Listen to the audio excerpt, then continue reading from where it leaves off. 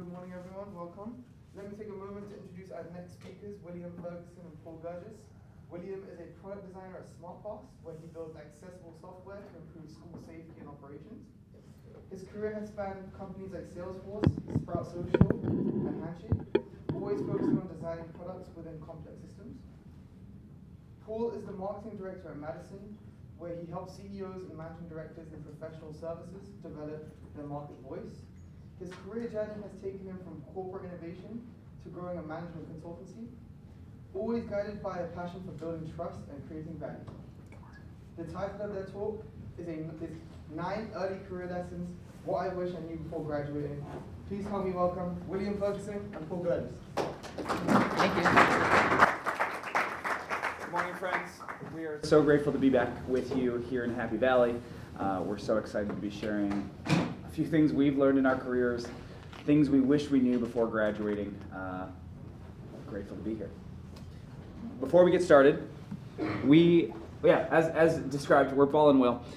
Before we get started, we would love to hear more about you all. And so Will's got some questions for you all to kick us off.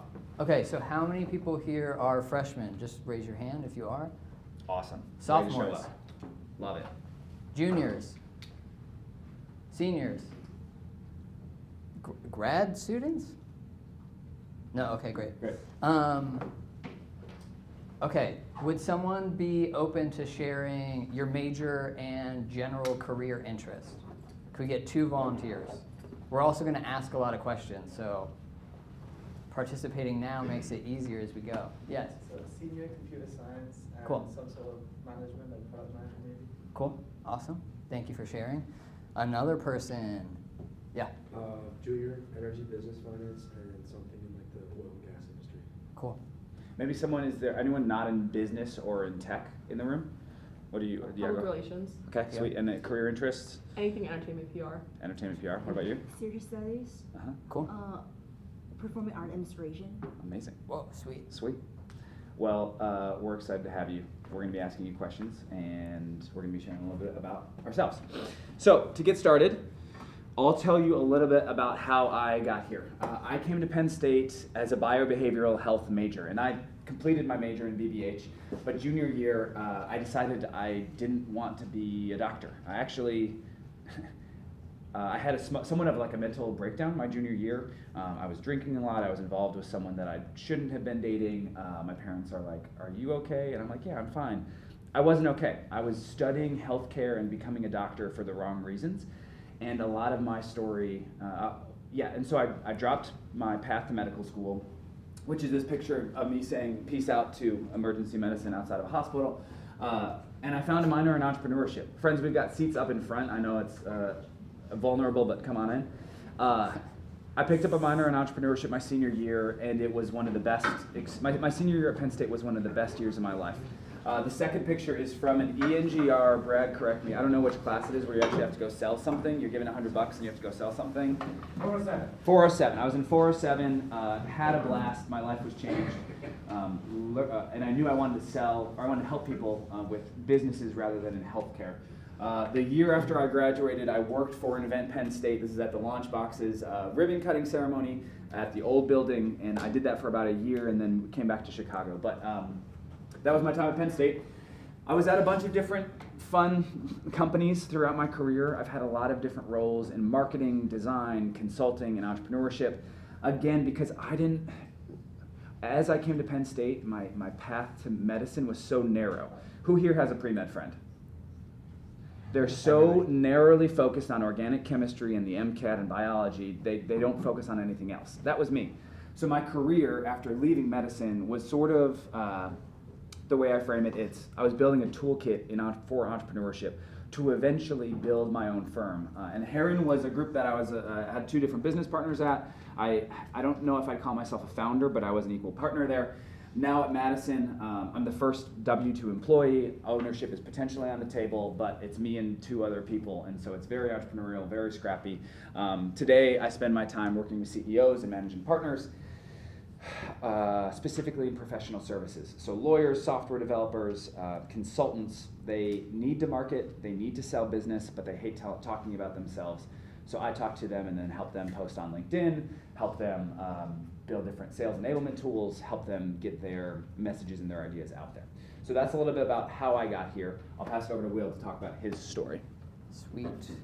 Cool. So hi, everybody. My name is William Ferguson. I came to Penn State interested in finance and economics, started to interview for like the Nittany Lion Fund and started to look at internships at big banks, and I was like, this is terrible. So it wasn't for me. I found my way to IST, and I worked with Lee Erickson to design my own major in information sciences and psychology. So I was really interested in how do you build tools to think about like how people use digital technology and building for people. So I found my way into the startup community through CoSpace and New Leaf, and then InnoBlue, which is now NES. So it really got plugged into the startup community here, and that led me to design. I left my junior year to do a gap year called Experience Institute. Spent a year designing my own year of learning through apprenticeships. So 3 different internships, each for 3 months over the course of that year, to really like explore different facets of design. And then one of those internships was working at PayPal on their innovation team. So that's kind of what kickstarted my design career. And then I've had a handful of different roles, largely focused in innovation, product design, research, and prototyping. So big innovation studio at Salesforce, worked at RxBar with Paul doing learning design work, worked at 2 startups, one Talk that got bought by Squarespace, and another one called Project Wayfinder, which is an ed tech startup. And then I worked at 2 bigger software companies, Handshake, which is a career platform for students, and then Sprout Social. And then today, I'm one of the designers at SmartPass, which is an education technology company. We build like a digital hall pass solution for K-12 schools, so helping students move throughout the building, get passes to go to the nurse or the main office, and then a lot of tools for school teachers and admins. And then we were recently bought by Raptor, which is like another school safety company. So going through the whole like acquisition process, thinking about new product strategy, and that's kind of how I spend my time today. Sweet. We've got 1 seat up here, and I think that's every seat. So if one of you wants to come up here, we got 1 more. All right, we're gonna kick off. We've got a bunch of different lessons. We're gonna tell you a little bit about, hey, what is this thing we learned?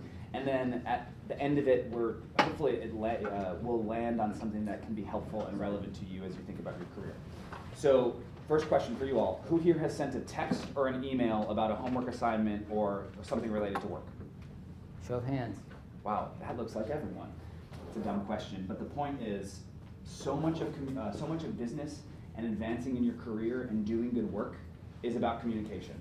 Truly, I think 80% of business, of advancing in your career is good communication. It takes a few different formats, frequencies, and quality, and so I'll just quickly talk about those things. In terms of formats, you can send emails, you can send Slack messages, you can update things in a software platform, you can record videos for talking about whatever it is you need to communicate. You can do that on a daily basis, a weekly basis, a quarterly presentation, updating your team. And your presentation can be good, it can be fine, it can be bad. And I know those are all just facts, but I think that is sort of the soil of all the different ways that you, in your next role, in your internship, in your next job, will be encouraged and required to communicate with your manager, your colleagues, the vice president, etc. And communication is really important, not just when things are going well, but it's actually most important when things aren't going well. I know myself, when I was ashamed of a project or I didn't want to do, something in the company or my role wasn't going well. It's very tempting to isolate and withdraw and not communicate, but in those moments, it's actually most important to over-communicate. Hey, I'm not doing well, this project isn't going well, this is what I think I might want to do or should do. And then, last thing, and then we'll talk about a couple examples. It's like the #1 easiest professional development hack. And I don't use that word hacky, I don't love that word, but communicating up to your manager, being clear and prompt and direct with your colleagues or your other people on your projects, just being direct, being clear, being concise, adds up so much, and you will look better than your peers. You will get more responsibility if you're just clear with your communication. So, you're, Oh, no, just you okay. gotta hit the slides over Yeah. there. That's Sorry. right. No. One way that this looks, these are not real emails, but this is the email that, actually I won't say that. In the collegiate environment, it might be tempting to write an email like the one on the left. A lot of detail, a lot of context, over-explaining yourself. You're new to the professional world, maybe you don't understand how to write a clean and clear email. The one on the right is way better. Hey, this is what we said we were going to do. I looked into options. Option A is this, option B is this. Tell me what a next step might look like.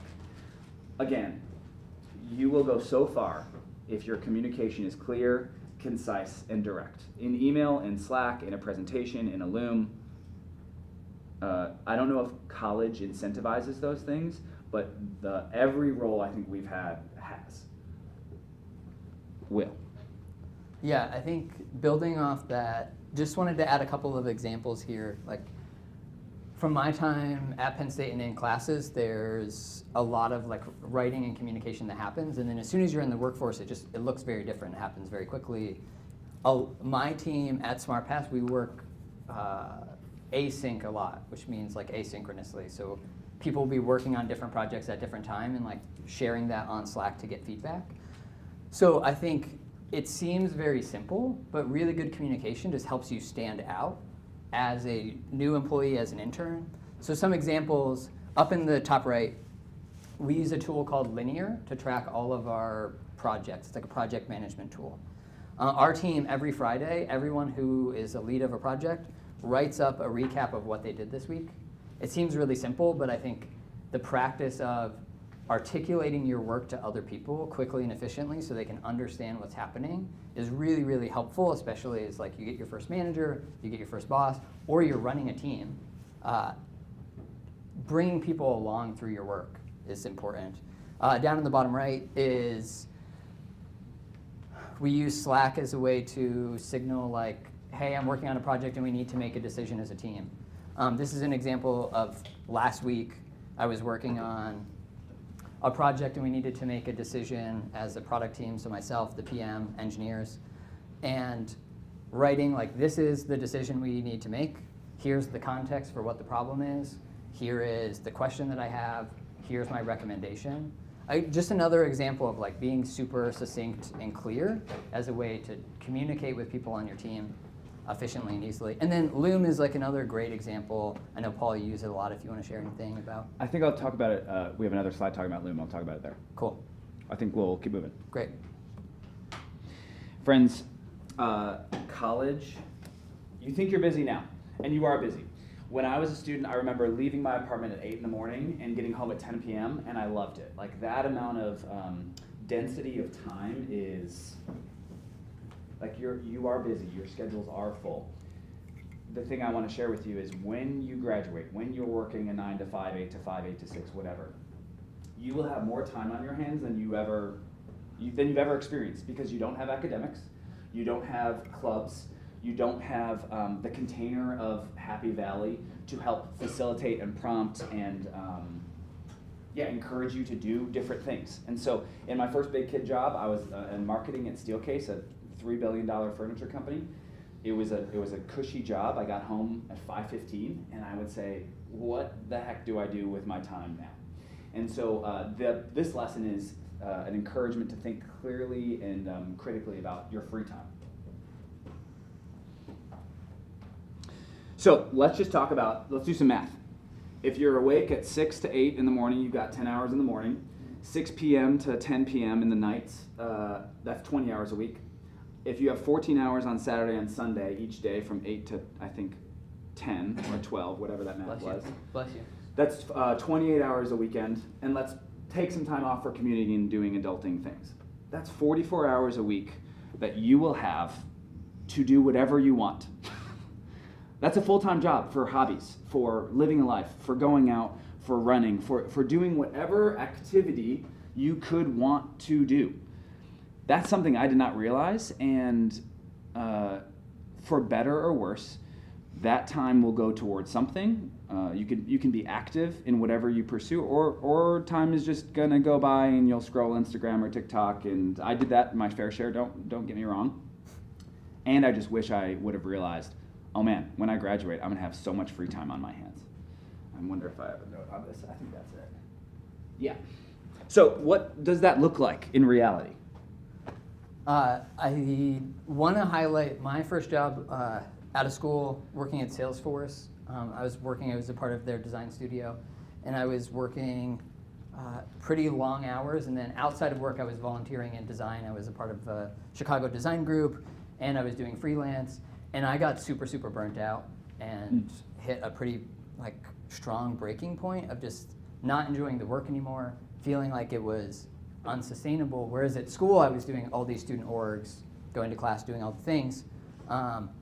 And for me, it became a pretty big shift in finding structure and ways to spend my time that helped balance out my work and fuel me to be more excited about my career. So over on the right, my partner and I recently adopted a dog, so I'm spending a lot of time doing dog training, which takes up a lot of my time. And then running and weaving have been two big things.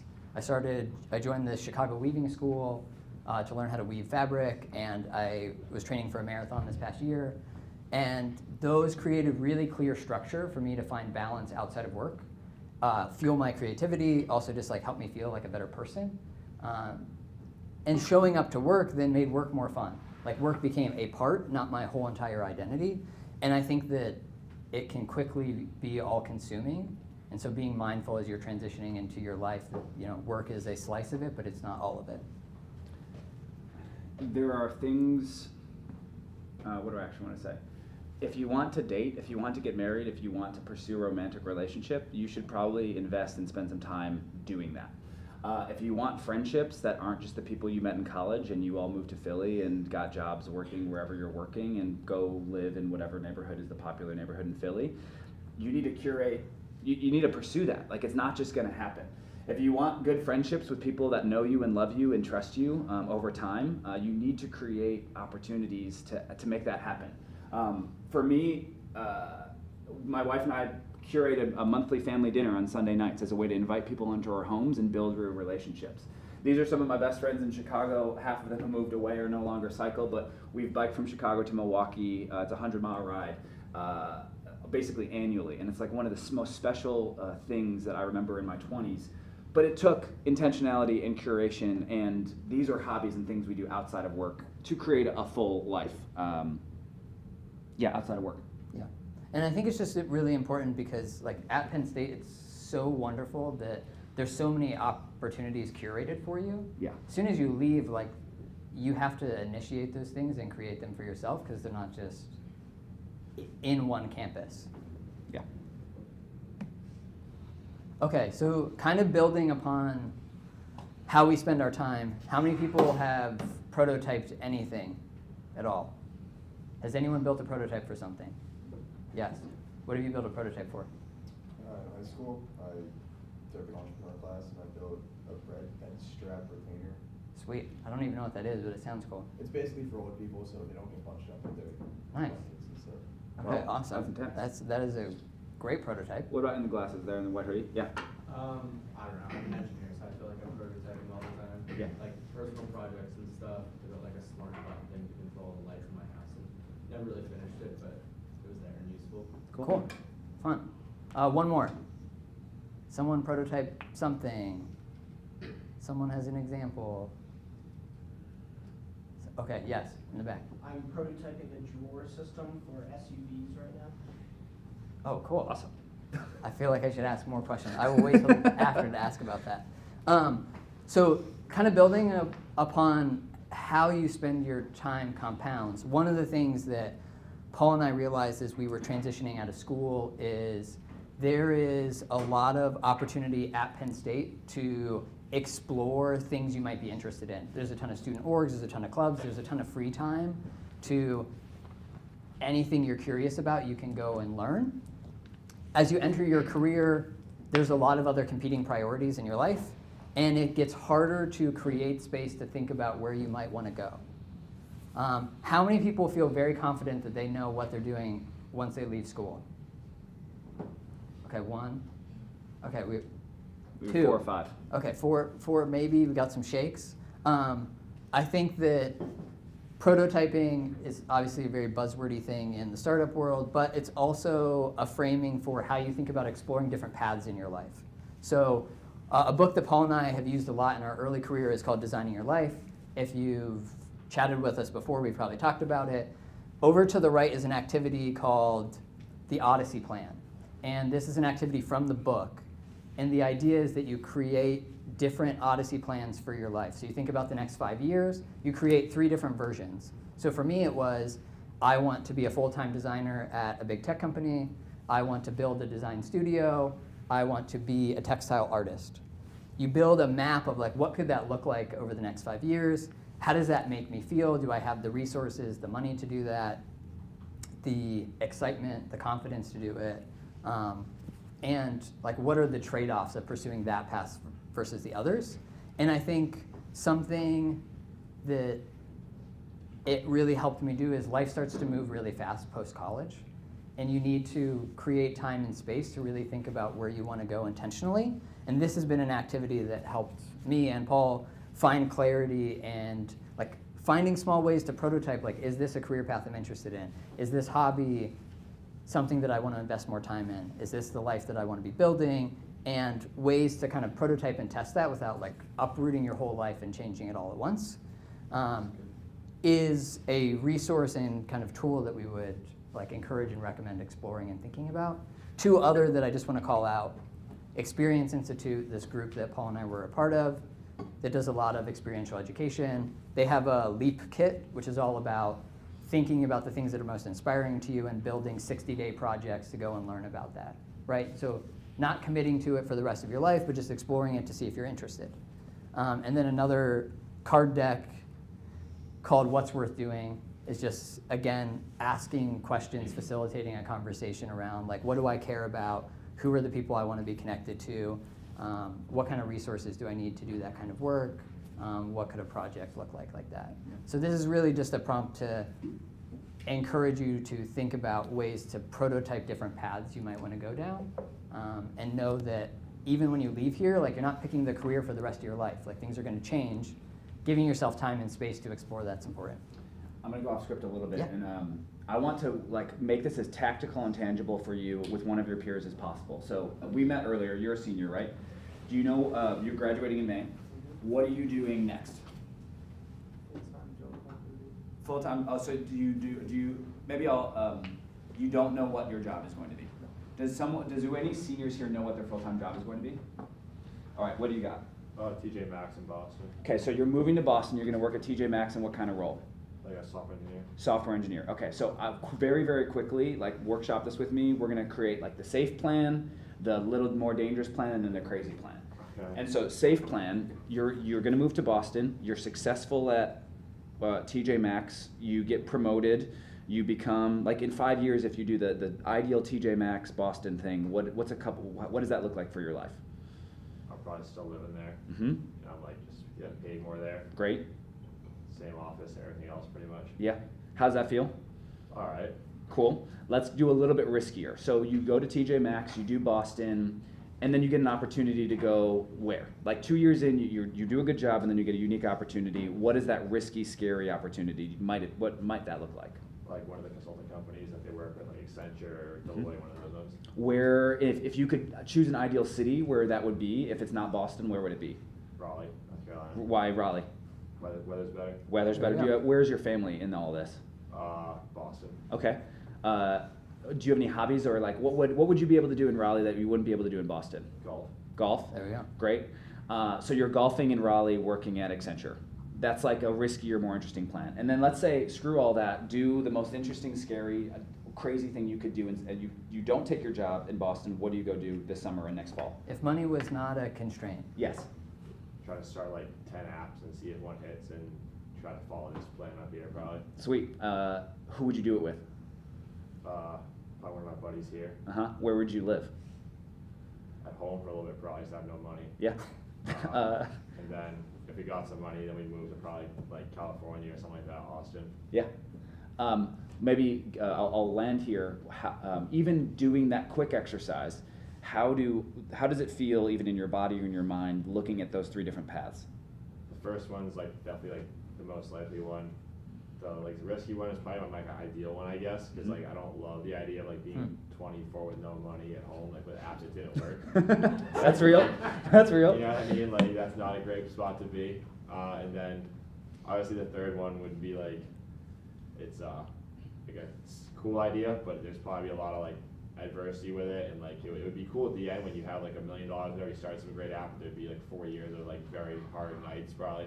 Yeah. Totally. Thank you for sharing. What's your name? Ryan. Thanks. Matt, can we give him? You're gonna get a $15 gift card to Brazilian Bites? Brazilian Munchies because Close. of your participation. So thank you. I appreciate that. Those 3 paths are options for all of you. Like the safe path, the riskier path, and the crazy path. Those are all on the table for you. An Odyssey plan can help you organize it. Okay. What tools are people learning, like digital tools that people are learning right now? What tools are you trying to learn? Yeah. In the class, bunch of kids in here, we just want to go to the website. Oh, cool. What was the platform? Or just you? WordPress. WordPress? Cool. Other examples? That's a great one. Who's in finance? What tool do you use every day?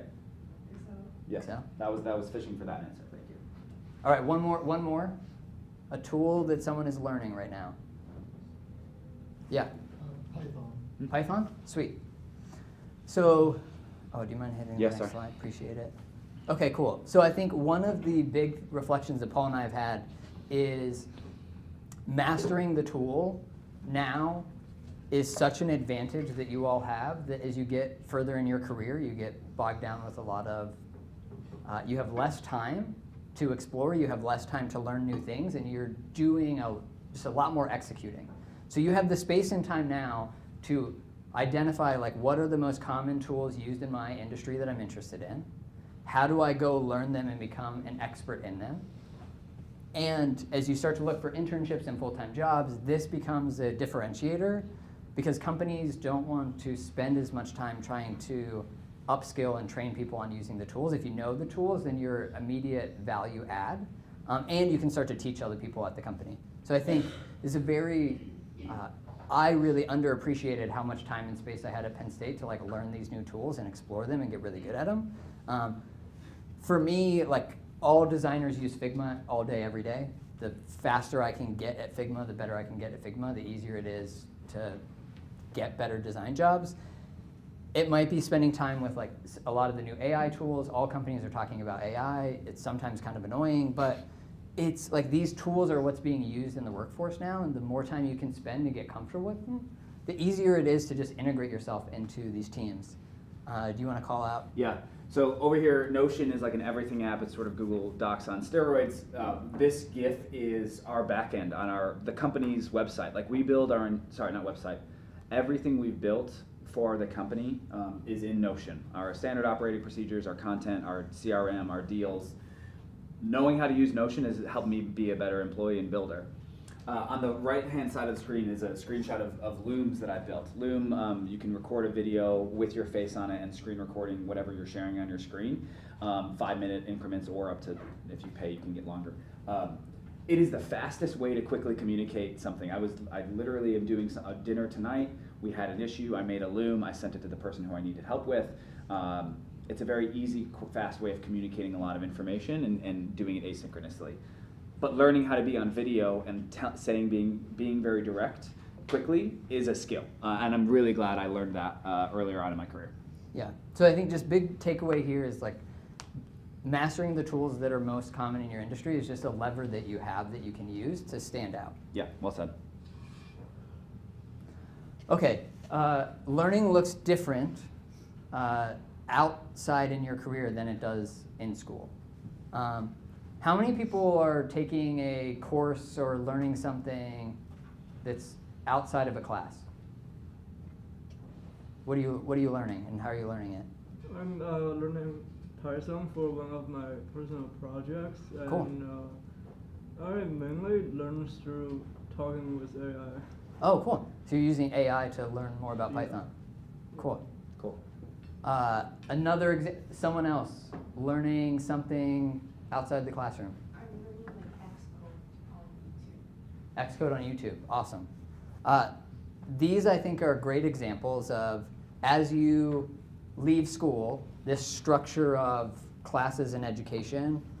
If you want to go to grad school, then that path exists and you will have that structure and that framework for continuing to learn. But you don't just learn in school and then you get your job and you work for the rest of your life, right?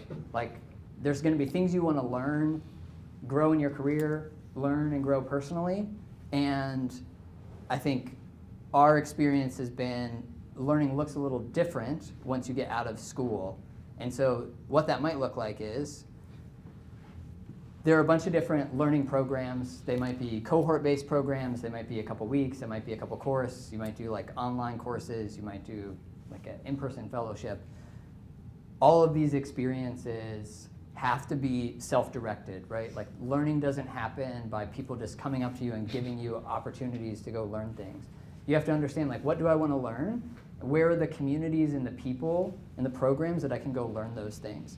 So these are just like a handful of different examples that we have found that were really helpful. But I think the most important thing is learning will look very experiential. So it might be learning through projects, it could be volunteering, it could be doing freelance projects, it might just be working on a prototype at home using any of the tools you're curious about. Learning looks very community driven. So finding the community of people who you want to learn from. Maybe it's like, I want to learn more engineering things, so I need to find professional groups that have engineering cohorts that I can meet with and learn from. They're time constrained, so it might be very specific projects. It's not just a class, it's like more outcome based. Yeah, it has to be self-directed, right? And I think it's just important to highlight, like, as you leave this school, the Penn State does such a great job facilitating all these learning opportunities for you. Once you aren't here, it's important to reflect on what it is that you want to learn and find the opportunities that exist in the world for you to plug in and spend time committing to the learning that you want. I think in corporations, if you join TJ Maxx, right, has a learning and development department. HR wants you to stay for a long time. They have budget for learning and development or professional development. And so when you get onboarded or you're in your company, they will have budget for you to spend on some of these things. If it helps you become a better speaker, if it helps you learn how to do Excel better, like, the point I'm trying to make is the company you're at also might pay for you to do continuing education or professional development. Look for those opportunities because you might get paid to learn. Yeah. Cool. Who here has checked their bank account this week? Oh, that is a lot of you. I'm actually very surprised and delighted by that. Budget. What? How many people have a budget? How many people have a budget? Let's go. Goodness, right? Way to go, goodness. I'm sorry, I'm very surprised and delighted by that. Maybe, can one of you share why you think all of your peers have checked their bank account in the past week? Let's hear it. We have no money. That's a good answer. We have no money.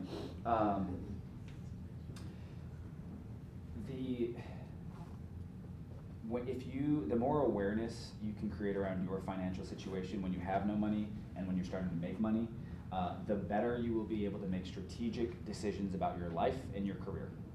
I know that's might be simple, but I think it's something I wish I realized earlier on.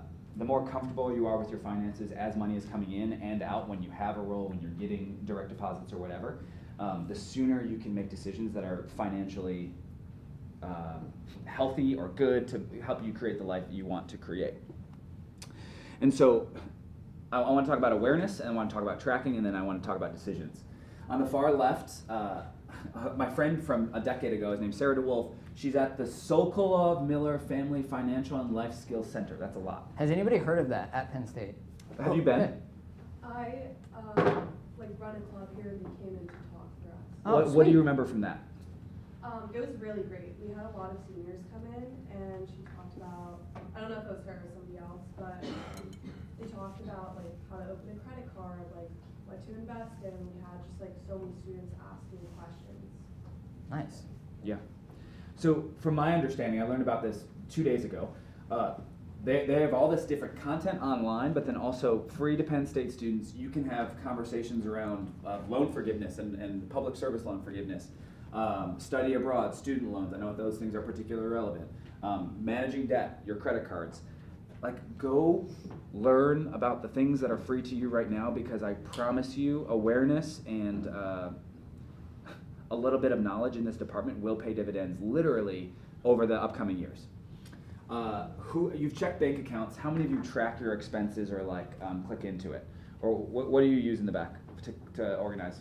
So I try to keep all my spending on with my credit card, Mhm. and so it has like a spending inside each month, so I can see what Cool. I spend on, and then kind of change my budget for depending on how much I make each month, and adjusting like the planning for this. Yeah, you're doing it. That's great.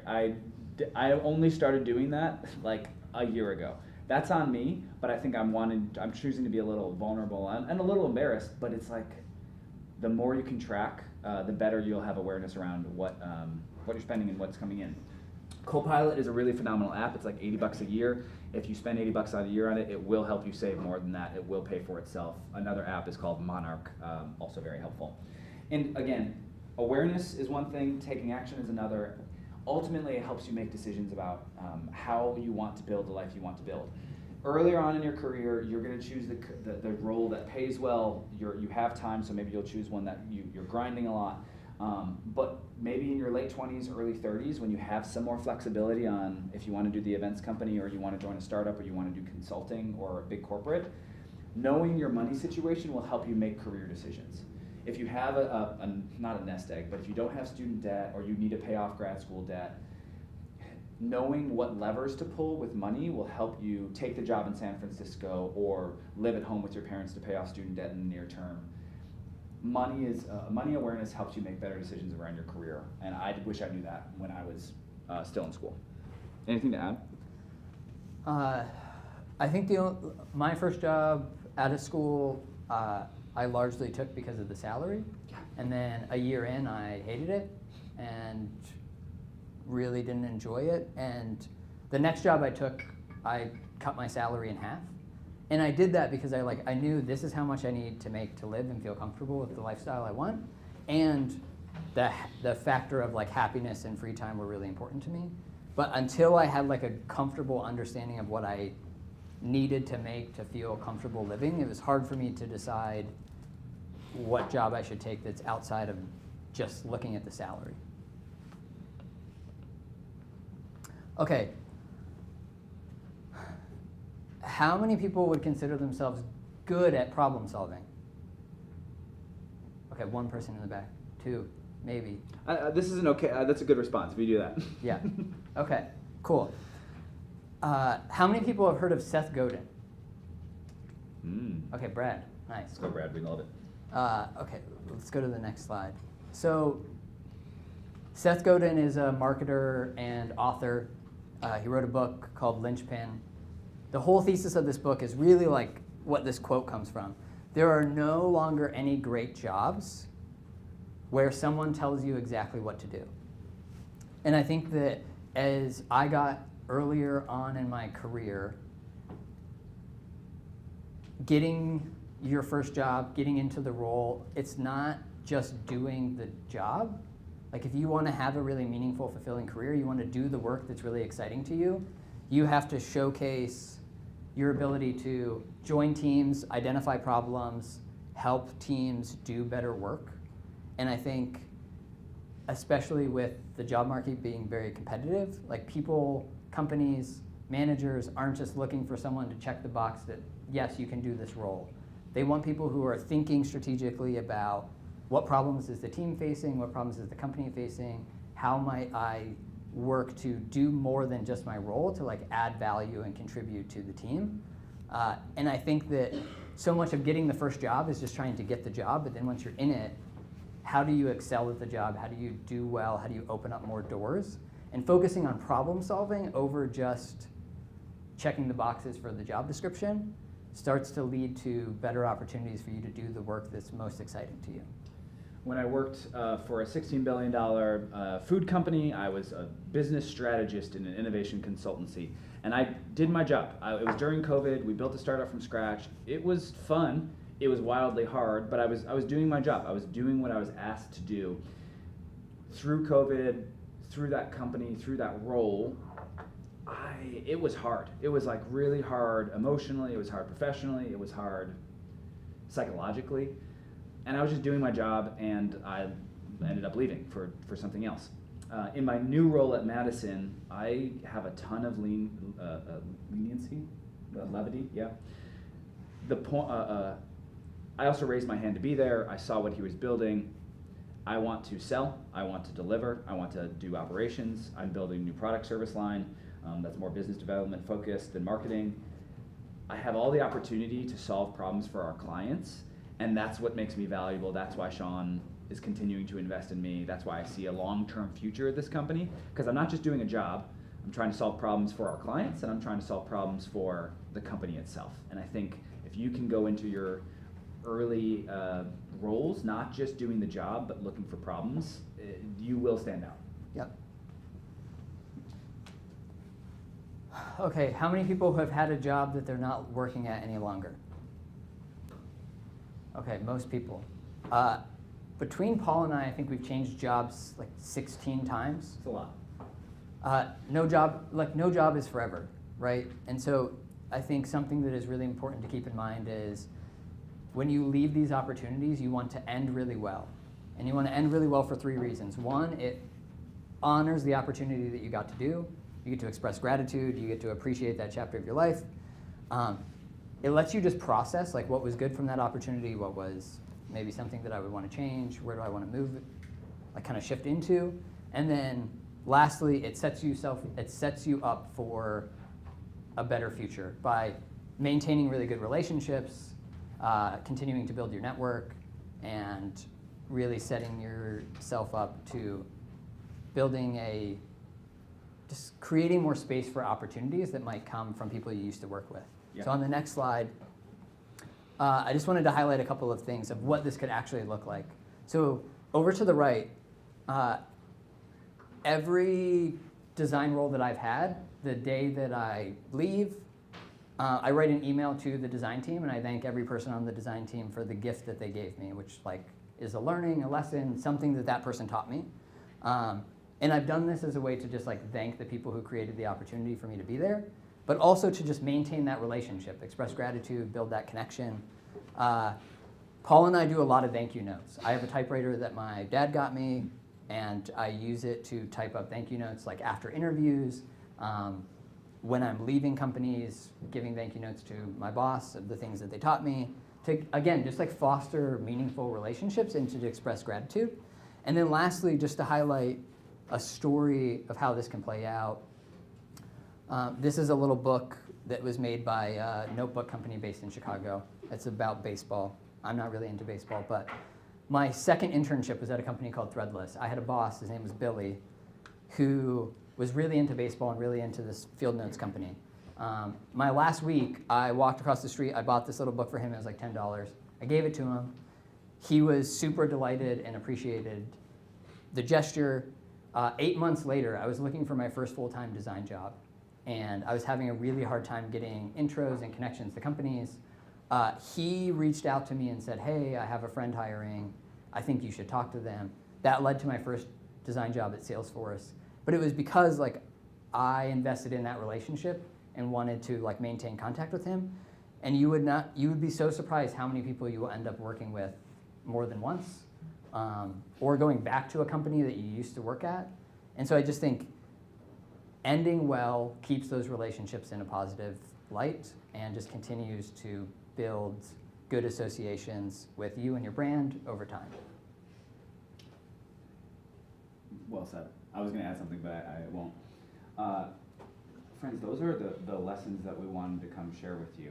It's 11:17, means we have about 10 more minutes for questions. We would love to get through 10 to 15 questions. So I'm asking for quantity more so than quality right now. Whatever you're dealing with, whatever's top of mind, let's get through 10 questions as quickly and as densely as possible. We also have Q&A or workshop. What is that called? Office hours. Thank you. Sorry. We have office hours at 3 o'clock in person and 3:45 online.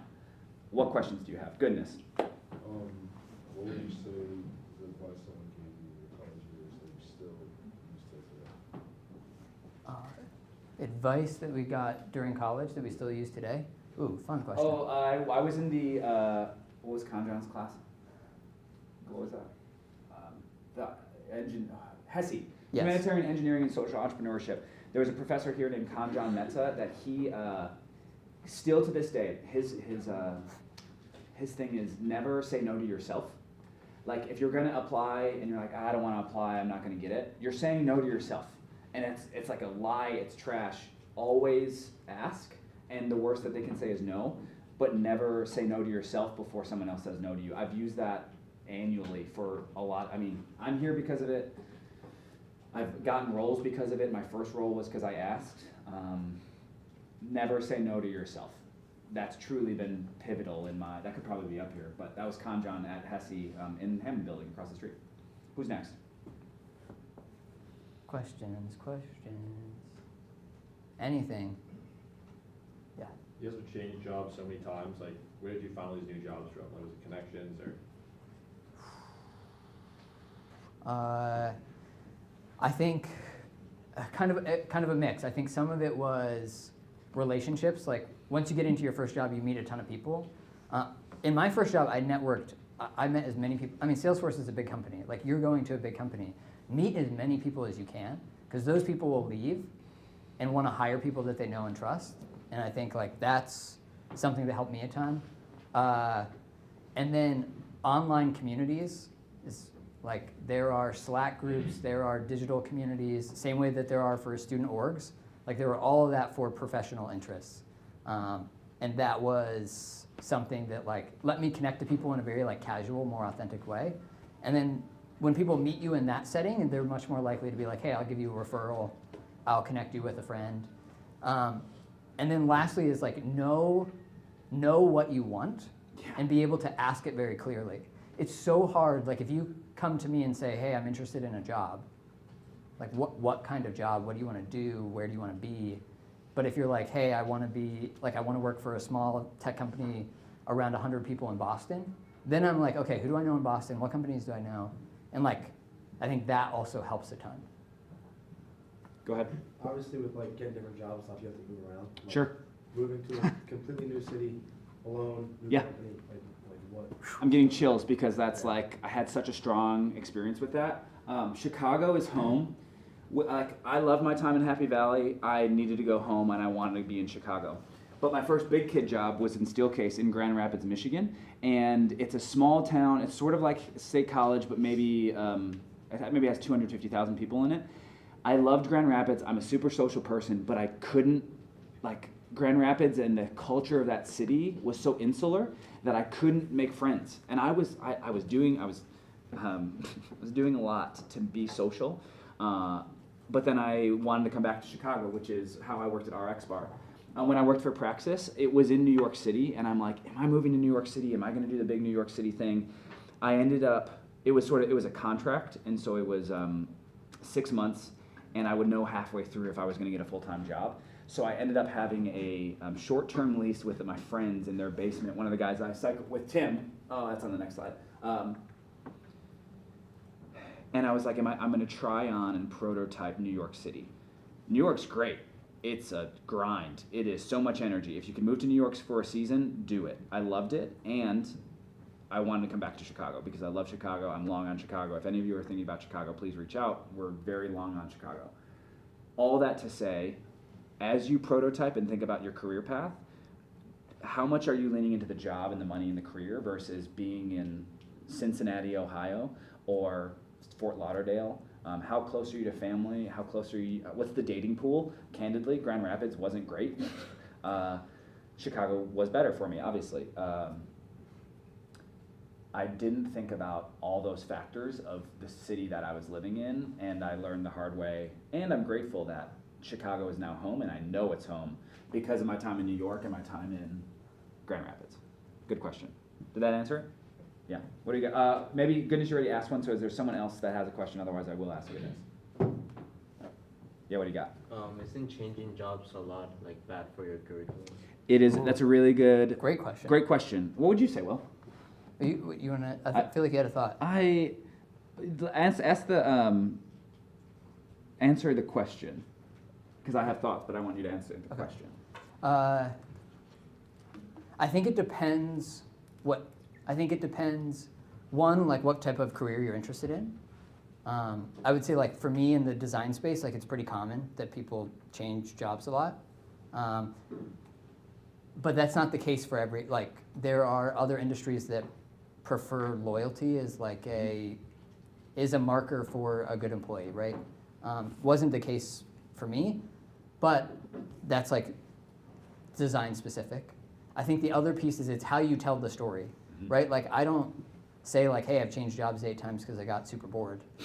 Like part of it is like the company had layoffs, part of it is my boss got fired from a job, part of it was I tried to move up to the next level and there wasn't an opportunity. So like also how you tell the story of these changes in your life make a huge difference to build the context around why you might change jobs or not. Let's keep going. Maybe 2 or 3 more.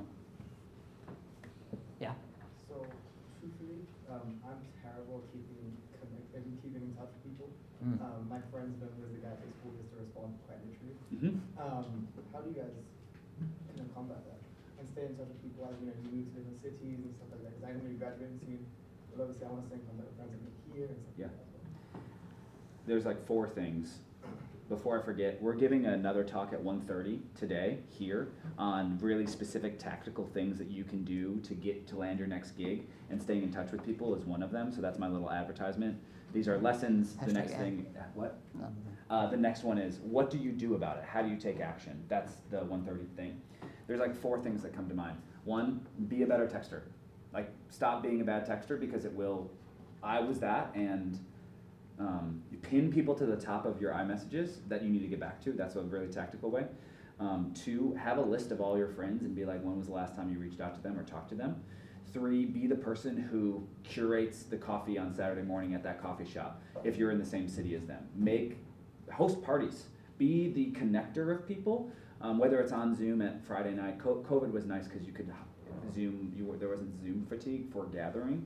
But be the person who organizes the thing, whether it's, or do the fantasy league. I don't know what your hobby is or niche is, but be the person who brings everyone together as opposed to being the one that people are annoyed by.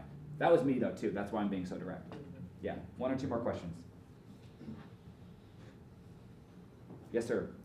I'm wondering if like networking and like building connections with people is just about like just to get to know like as much people as possible. Is it like you seek out to like specific group or specific kind of person that you like to know more from them? Yeah, I think what I mean, I can only speak to my experience, but what I have found really helpful is being tactical about who I want to connect with. I think you can go for quantity, and that might give you a lot of connections, but what will come from that connections might be more limited. I think the more tactical you can be about connecting with people authentically over specific career interests or specific hobbies or specific activities builds deeper relationships, and those deeper relationships will tend to provide more value from my experience. And one of the 10 things that we're talking about at 1:30 is how to do cold outreach to people that you would want to talk to. I won't get into the details, but there's a framework that we have. It's a 3 or 4 sentence email that is really specific on who you want to reach out to and why you want to talk to them if you're going cold. But yeah, going to events matters, but also specificity also helps. 1 more question, and then we'll let you go. Yes, sir. Is there anything you want to ask the audience about what's under their seat? Oh, interesting. Great question. Thank you so much. You're all sitting down. That means you're all on a seat. It means there's a bottom to the seat. So if you take your right hand, put it up, and then go under. Is there something under your seat? There may or may not be something. Thank you. So not a sticker, but there should be a $15 gift card to four different $15 gift cards to Brazilian Bites. Do we have one? Munchies. Brazilian Munchies, courtesy of Startup. Everybody's ripping off the sticker. Yeah, not the sticker. It looks like this. It looks like this. You got one? Can you raise Who else has one? Oh, there's one. Where? Nice. 2, 3. Do we have a 4? 4. Amazing. Thanks to Startup Week for hosting us and for these gift cards. Oh, wait. Finally, this is access to the slides. If you want the slides so you can have them, those are our personal emails. We've got office hours Please reach at out. 3. Please reach out. Find us on LinkedIn. We're here to help you along your collegiate journey. Thanks to Brad. I know a lot of you are in his class. We're here in part because of him, so shout out to you. He's a great professor. Do what he asks. It's worth it. Thanks for being here. Thank you so much. Appreciate it. Oh.